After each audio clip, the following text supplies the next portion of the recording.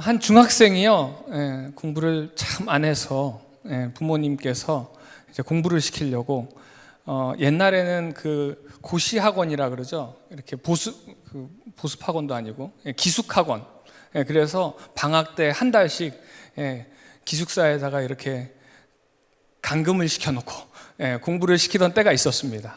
그런데 참 공부하기를 너무 싫어해서 어떻게 하면 나갈까 항상 고민을 하는데 그 학생이 다니던 교회에서 수련회를 한다는 얘기를 들은 거예요. 그래서 악착같이 공부하기 싫어가지고 나는 수련회에 가야 됩니다 이러면서 이제 그 수련회에 참석을 하게 된 거예요. 근데 이 중학생이 그 수련회에서 너무 은혜를 많이 받았대요. 그래서 정말 그 하나님을 만나고 그 하나님의 은혜를 경험하고, 그래서 이제 은혜를 많이 받고 다시 일상으로 돌아왔는데, 일상이 결국에는 다시 기숙학원에 갔잖아요. 기숙학원에 가면 하루 종일 공부만 합니다. 그런데 이제 선생님께서 이렇게 수업을 하시면서 막 가르칠 때 알았니? 알았니? 이렇게 되묻잖아요. 그러면 네, 뭐 이렇게 대답을 하든지 그랬는데, 이 중학생이 너무 은혜를 받아가지고 알았니? 그랬더니 혼자 아멘! 그랬대요. 그 학생이 잘 자라서 지금 목사님이 됐다고 합니다. 굉장히 좋은 교회에서 사역을 하고 있다 그러는데 제가 이름은 말하지 않도록 하겠습니다. 왜 여러분 이렇게 그 선생님이 물었을 때 아멘이라고 대답을 했을까요? 그 마음 가운데 그것이 습관화가 돼 있는 거예요. 어떻게 보면 그렇게 이야기할 수도 있지만 그 마음 속에 무엇이 있느냐에 따라서 입술로 그 마음에 있는 것이 자동적으로 튀어나오는 거죠. 사실은 그렇게 생각합니다. 그 학생이 선생님이 물어봤을 때 정말 그 은혜 가운데 있었거든요. 정말 아무것도 부러울 것이 없구나. 그래서 모든 질문의 답은 아멘으로 해야 된다라고 생각을 한 거예요. 그 안에 예수님이 있으니까 아멘으로 튀어나오더라는 거죠. 그래서 만약에요, 우리가 성령 받고 은혜 안에 거하고요, 그 은혜의 감격 속에 산다면 우리의 삶은요, 자동적으로 무엇을 치든 우리 안에서 계속해서 툭 건드리기만 해도 예수가 튀어나올 줄로 믿습니다.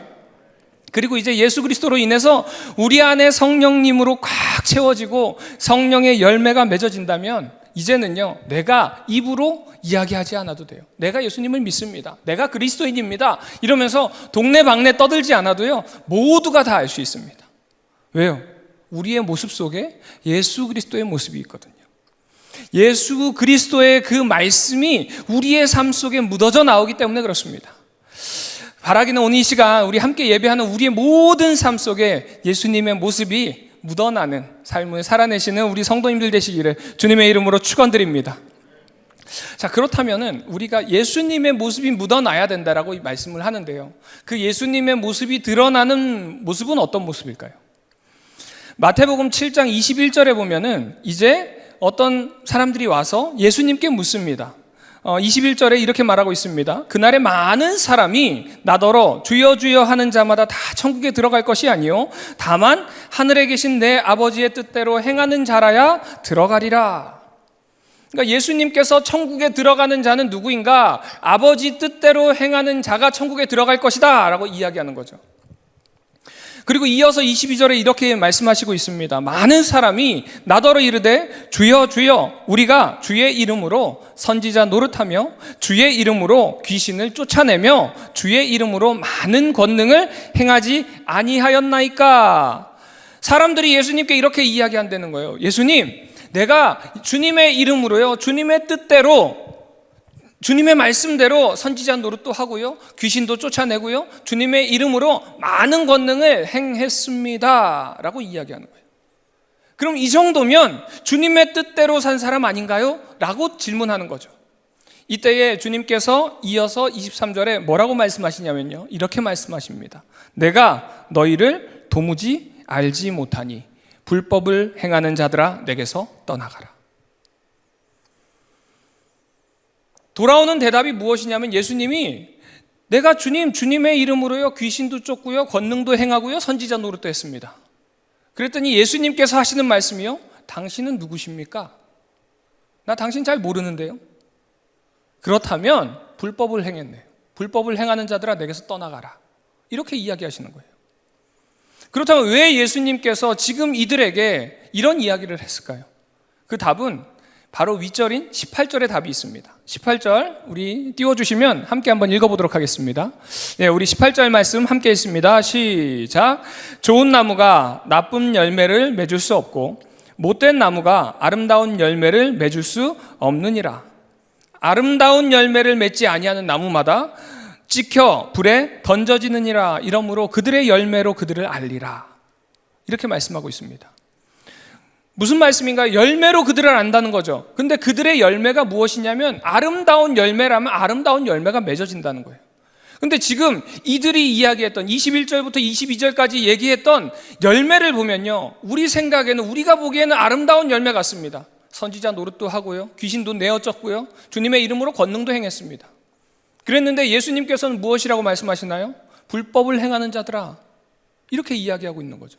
그 말씀은요, 지금 여기서 18절, 19절에서 이야기하는 열매로 알리라 라는 이 열매는 어떤 드러나는 모습이 증거가 되지 못한다는 거예요. 그렇다면 여기서 이야기하는 열매가 무엇일까요? 바로 성령의 열매입니다.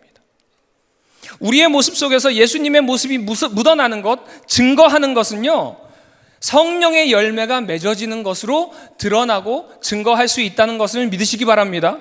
오늘 이 저녁에 함께 예배하는 우리 성도님들의 삶 속에 이런 성령의 열매가 맺어지기를 주님의 이름으로 축원드립니다. 그래서 오늘 말씀해 보면요, 오늘 갈라디아서 말씀해 보면 이제 성령의 열매라고 하는 9가지의 종류에 대해서 나옵니다. 그래서 사랑과 희락과 화평과 오래 참음과 자비, 양선, 충선, 온유, 절제, 이렇게 9가지에 대해서 쭉 늘어놓으면서 이것이 성령의 열매다라고 이야기하고 있습니다. 근데 이 성령의 열매는요, 한글 성경을 봐도 그렇고요, 영어 성경을 봐도 그렇고요, 원어를 봐도 그렇고요, 다 단수입니다.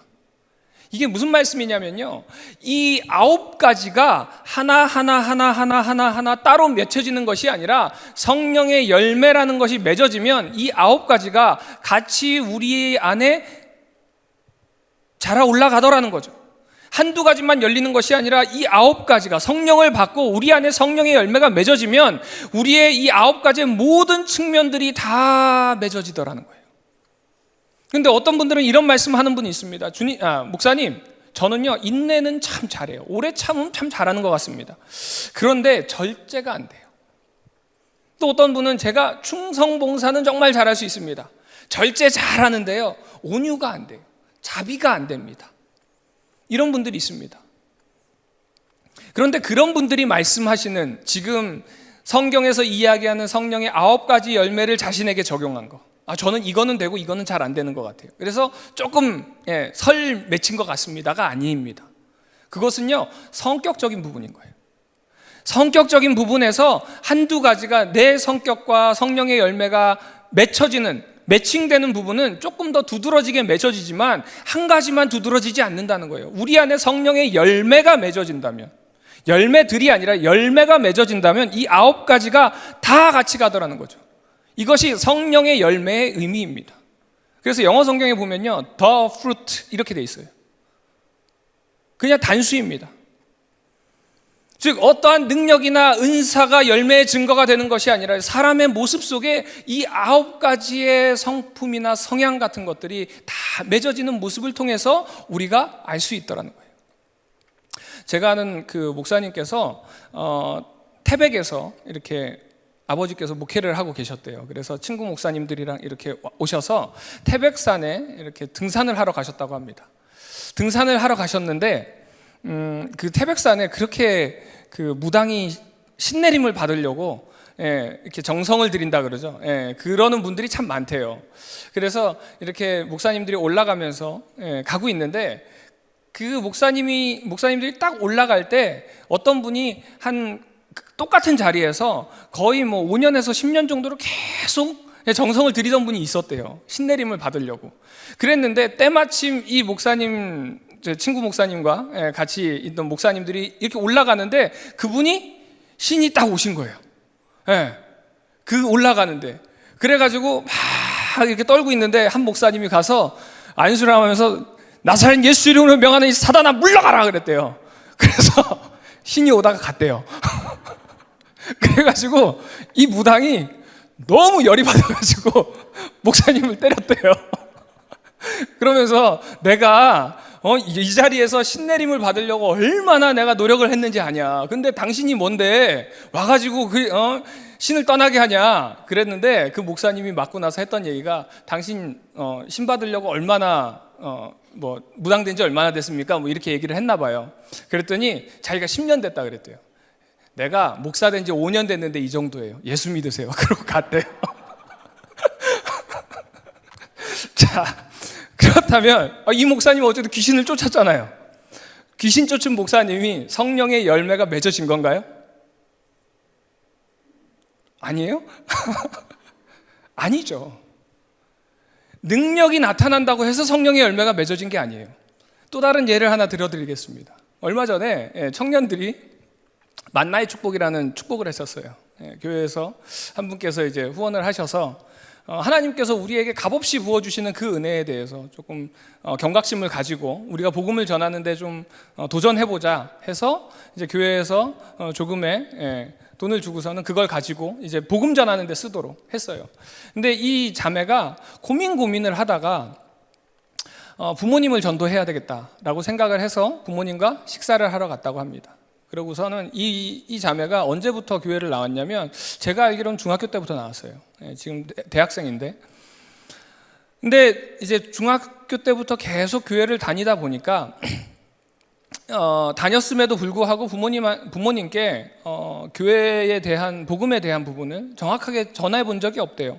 부모님이 자신이 교회 가는 부분에 대해서 뭐 말리거나 그러진 않았으니까 자유롭게 교회는 다녔지만 그 복음에 대해서 전해 본 적이 없더라는 거예요. 그래서 이번에 결단을 하고 내가 부모님께 복음을 전해야 되겠다. 그러고서는 이제 초대를 해서 같이 식사를 하면서 복음을 전했다고 합니다. 그때 부모님께서 그 이야기를 하셨대요. 내가 너를 보니까 너가 이때까지 믿었던 그런 모습들 그리고 그걸 통해서 너가 변화되는 모습을 보니까 내가 언젠가는 교회를 가야 되겠다는 마음을 먹었대요. 그 이야기를 하면서 참 감사했다라고 이제 이렇게 간증하는 이야기를 들었습니다. 자, 이 자매에게는 성령의 열매가 맺어졌나요? 맺어졌죠.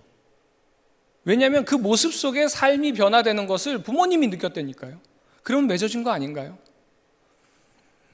우리가 가끔 이렇게 착각하는 것이 성령을 받으면 무언가 능력들로 나타난다라고 자꾸 생각을 하는 거예요. 그런데 가장 두드러지게 나타나는 건 성령님께서 우리의 마음 가운데 오셔서 가장 먼저 역사하시는 건요, 우리의 생각을 바꾸시고 우리의 삶을 바꾸신대요. 우리의 마음 가운데 역사하셔서 우리의 마음과 생각과 우리의 어떤 사고들을 조금씩 바꿔가기 시작하더라는 거예요. 우리는 주님 만나면 180도 변할 것 같죠. 그런데 우리 성도님들 아시잖아요. 안 변하잖아요. 그렇게 쉽게 변하지 않습니다. 그런데 주님께서는요, 조금씩 돌려가시더라는 거예요. 그래서 성령의 이 9가지의 열매가 맺어지면요, 다른 사람이 알게 돼요. 왜 그러냐면요, 성령의 9가지의 열매의 특징은 모두가 다 타인을 향한 열매입니다. 나를 위한 열매가 없어요. 그러니까 아무리 신앙이 좋고 좋은 일을 많이 한다고 해도 그 사람의 삶 속에서 타인에게 선한 모습이 보여지지 않는다면요, 다른 말로 그 속에 사랑이 없다면 가짜라고 이야기하고 있습니다. 그래서 열매의 핵심, 오늘 제목처럼 성령의 열매, 그 중에 제일은요, 무엇이냐면 사랑입니다. 하나님께서 말씀을 통해서 우리와 하나님과의 관계를 딱 2가지로 정리하고 있습니다. 이것이 잘 나타나 있는 말씀이 마가복음 12장 30절에 31절 말씀입니다. 예수님께서 이 땅 가운데 오셔서 대계명을 말씀하시는 말씀인데, 내 마음을 다하고 목숨을 다하고 뜻을 다하고 힘을 다하여 주 너의 하나님을 사랑하라. 둘째는 이것이니 내 이웃을 내 자신과 같이 사랑하라 하신 것이다. 이보다 더 큰 계명이 없느니라. 첫째는 무엇이냐면요, 우리의 마음과 목숨과 뜻과 힘을 다해서 누구를 사랑해요? 하나님을 사랑하래. 하나님과 나와의 수직적 관계가 일단은 회복이 돼야 된다는 거예요. 그것이 무엇으로 회복되는가? 사랑으로 회복되더라는 거죠. 그럼 하나님과 나와의 수직적 관계가 회복이 되면요, 둘째는 이것이니, 그 다음은 수평적 사랑이 회복이 되어야 된다는 거예요. 그러니까 우리가 하나님을 만났습니다. 내가 그리스도인입니다. 내가 주님으로 인해서 변화되었습니다. 거듭났습니다. 라고 이야기한다면 우리의 삶이 변화되어야 돼요. 왜요? 하나님으로부터 나는 그 사랑을 받았거든요. 그 사랑을 통해서 내가 변화됐거든요. 그럼 그 사랑을 전해야죠. 그래서 저희가 뒤에 있군요. 전하고 살리는 교회잖아요. 네. 전하기 위해서는요, 내가 먼저 그 복음 가운데, 그 사랑 가운데 깊이 빠져야 돼요. 아멘이십니까? 오늘 이 저녁 깊이 빠지시기 바랍니다. 그 사랑에 푹 젖어드시기 바랍니다. 그러니까 이제 세상 가운데 나아가서 우리가 해야 되는 모습은, 우리가 그리스도인으로서 드러내야 되는 모습은 이웃을 위한 모습이에요. 그 사랑을 전하는 모습입니다. 이런 의미에서 마태복음에서 나오는 이들이 주님, 내가 선지자 노릇도 하고요, 내가 주님의 이름으로 귀신도 쫓았습니다, 주님의 이름으로 많은 권능을 행했습니다 라고 이야기하지만 예수님이 하시는 말씀이 뭔가요? 그 핵심은 너희들 안에 사랑이 없더라는 거예요. 그 이야기예요. 너희들 안에 사랑이 없더라는 거죠. 부자 청년이 예수님께 찾아옵니다. 주님, 내가 율법도 잘 지키고요, 지키라는 거 다 지켰습니다. 이제 제가 무엇을 해야 천국에 갈 수 있습니까? 그랬더니 뭐라고 말씀하시나요? 재물을 다 팔아서 가난한 자들 나눠주고 날 따라라. 그것이 무슨 의미일까요? 부자예요. 재물을 많이 모았습니다. 모으다 보니까요, 진정으로 그 의미, 하나님께서 이 청년에게 주신 그 사랑을 제대로 전하지 못했다는 거예요. 너 아직 사랑 제대로 못하고 있구나, 이 이야기예요. 그래서요, 사랑장인 고린도전서 13장 1절에 어떻게 시작하냐면 이렇게 시작합니다. 내가 사람의 방언과 천사의 말을 할지라도 사랑이 없으면 소리나는 구리와 울리는 꽹과리가 되고, 내가 예언하는 능력이 있어 모든 비밀과 모든 지식을 알고 또 산을 옮길 만한 모든 믿음이 있을지라도 사랑이 없으면 내가 아무것도 아니에요. 내가 방언을 하고요, 천사의 말을 하고요, 모든 지식을 알고요, 산을 옮길 만한 믿음이 있다 할지라도 그 속에 사랑이 없다면 아무것도 아니라는 거예요. 왜 그럴까요? 그 속에 사랑이 없다면요, 이미 주님과 나와의 수직적 관계는 형성이 안 돼 있는 상태인 거예요. 그 안에 율법에 대한, 하나님의 말씀에 대한 팔로잉이 전혀 없다는 거죠. 그래서 점수로 따지면요, 빵점입니다. 아무리 내가 생각하기에 90점은 되겠지라고 생각하지만 주님께서 이렇게 이야기하시는 거예요. 빵점이라는 거예요. 주님, 제가요 이런 일도 하고요, 저런 일도 하고요, 봉사도 하고요, 너무 섬겼는데요, 그래도 빵점은 좀 심한 거 아닙니까? 아니요. 주님께서 말씀하시는 건요, 빵점이라는 거예요. 주님께서는요, 사람의 눈은 속일 수 있습니다. 그런 우리의 섬김의 모습으로, 우리의 행함의 모습으로. 그런데 사무엘상 16장 7절에 하나님께서 사람은 외모를 보거니와 나 여호와는 중심을 보느니라. 그 중심 속에 사랑이 없다면 빵점이라는 거예요. 그 중심이 무엇일까요? 나를 얼마나 사랑하느냐. 나를 얼마나 사랑하느냐. 성경에서는 사랑을 이렇게 정의하고 있습니다. 그렇다면 여러분은 사랑하면 무엇이 먼저 떠오르시나요? 세상에서 이야기하는 이 사랑이라는 단어, 세상은 어떻게 설명할까요? 제 생각에는 그래도 사랑이라는 단어가 세상에서 가장 설레고 가장 행복하고 또 한편으로는 가장 슬픈 단어가 사랑이 아닌가라는 생각을 합니다. 사랑에 대한 사전적 의미를 보면요, 어떤 사람이나 존재를 몹시 아끼고 귀중히 여기는 마음을 사랑이다, 이렇게 정리하고 있습니다. 그렇다면 성경은 이 사랑에 대해서 어떻게 정의할까요? 사도 바울은 이렇게 이야기합니다. 사랑은 아주 오래 참는 것. 마음이 아니에요. 계속 참는 거예요. C.S. 루이스가 쓴 책 중에 4가지 사랑이라는 책이 있습니다. 이 4가지 사랑에서요, 세상에서의 그 사랑, 에로스적인 사랑에 대해서 어떻게 표현을 하냐면 kind of hunger, 이런 단어를 쓰고 있습니다. 그러니까 굶주림과 같다는 거예요. 굶주림은 무엇이냐면요, 우리가 배고프면 음식을 찾는 것처럼요, 무언가 필요에 의해서 사랑을 자꾸 찾아가는 것이 세상에서 이야기하는 사랑이라는 거예요. 그것이 에로스적인 사랑이라는 거죠. 그래서 세상에서는요, 나를 무언가 채워주기 위해서 사랑을 하는 거예요. 그래서 우리의 모습들을 보잖아요. 세상 사람들의 모습을 보면은 사랑받기 위해서 꾸미고요, 사랑받기 위해서 무언가를 노력을 합니다. 사랑받기 위해서 나의 어떤 스펙을 쌓아가고요. 인정받기 위해서. 결국에는 그것을 통해서 내가 그들의 사랑을 자꾸 채우기를 원하는 거예요. 나의 이 굶주린 마음을 다른 사람이 나를 인정해주는 그 마음, 그 사랑을 받는 그 마음으로 자꾸 채우려고 하더라는 거죠. 근데 여러분은 어떤 사랑을 하고 계신가요? 채우기 위해서 사랑하시나요? 아니면 성경에서 이야기하는 것처럼 사랑을 주기 위해서 사랑하시나요? 우리나라가 그렇게 이혼율이 높지는 않다고 합니다. 그런데 그럼에도 불구하고 젊은 친구들을 보면은 종종 이혼하는 사례들이 있습니다. 근데 그들이 결혼식장에 들어갈 때에 그리고 선서를 하잖아요. 서약을 할 때에 정말 나는 사랑하지 말아야지 그런 마음으로 선서할까요? 그 마음 가운데는 그런 마음이 없을 거예요. 진정으로 검은 머리 팥불이 될 때까지 내가 이 여인을 사랑하겠습니다. 이 남편을 위해서 헌신하고, 우리 항상 결혼식장 가면은 주례사로 항상 쓰는 에베소서 6장 말씀처럼 나는 복종하고, 남자는 여자를 위해서 사랑하고, 그런 마음으로 하잖아요. 근데 왜 이혼할까요? 무엇이냐면요, 그 사랑에 대한 접근이 다른 거예요.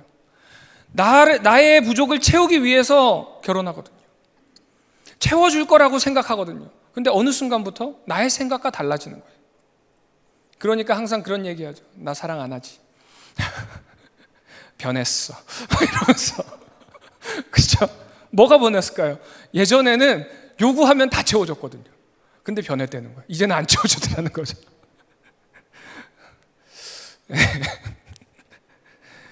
근데 사도 바울은 그렇게 이야기하지 않습니다. 하나님께서 우리에게 주신 사랑, 또 사도 바울이 이야기하는 성경의 사랑의 정의, 오래 아주 오래 참는 것. 그래서 성령의 열매인 사랑은요, 오래 참는 거예요. 그렇기 때문에 이 성령의 열매는 절대로 떨어지지 않습니다.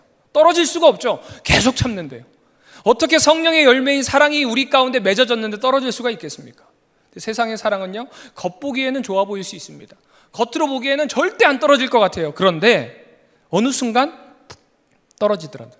언젠가는 떨어지더라는 거예요. 하지만 성령의 열매는 절대 떨어지지 않습니다. 그래서 그 성령의 열매 안에 오래 참음도 있고요, 자비도 있고요, 충성도 있고, 절제도 있고, 양선도 있고요, 온유도 있고, 희락도 있고, 화평도 있는 거예요. 이것이 주님께서 우리에게 베풀어 주신 사랑입니다. 우리 찬양 중에 여호와께 돌아가자라는 찬양이 있습니다. 이 찬양의 가사를 보면요, 이 앞에 소절에 이렇게 시작하고 있습니다. 내 백성이 나를 떠나 돌아섰지만 내 사랑이 내 백성을 포기 못하니 내 모든 것 내어주고 나 그들을 얻으리라. 이게 주님께서 말씀하신 거예요. 그리고 나서 후렴에 이제 이스라엘 백성들의 고백이 나오죠. 여호와께 돌아가자. 하나님께서는요, 자신을 떠나버린 이스라엘 백성들을 향한 말씀이에요. 그런데 벌써 이스라엘 백성들은 하나님을 떠났습니다. 그럼에도 불구하고 하나님께서는 선지자들을 계속 보내면서 하시는 말씀, 돌아와라, 돌아와라, 돌아와라, 돌아와라. 나 너희들 절대 포기 못한다.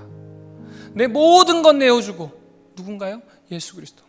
하나밖에 없는 독생자 예수 그리스도를 이 땅 가운데 보내면서까지 그들을 얻기를 원하신다는 거예요. 이것이 하나님의 사랑이에요. 그래서요, 이 성령의 열매인 사랑은 어떤 측면에서 보면 용서와 같습니다. 아무리 잘못을 해도요, 계속 그들을 참아주는 거예요. 성경에 보면 예수님께서 이렇게 이야기합니다. 계속 참으라고 그러죠. 그러니까 베드로가 7번 참으면 됩니까? 예수님께 묻습니다. 예수님께서 뭐라고 말씀하시나요? 예수님께서는 70번씩 7번 용서하라고 말씀합니다.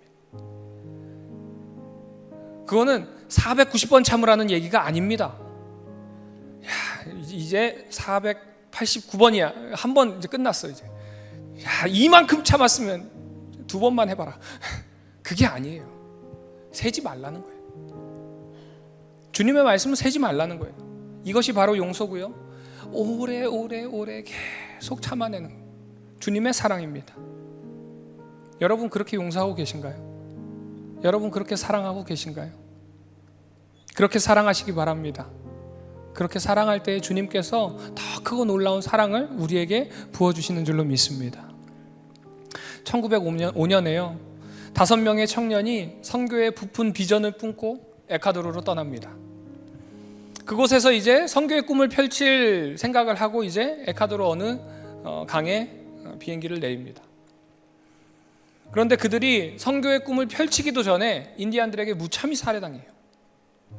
며칠째 연락이 되지 않자 이제 미국에서 그 에콰도르로 사람들을 보냈습니다.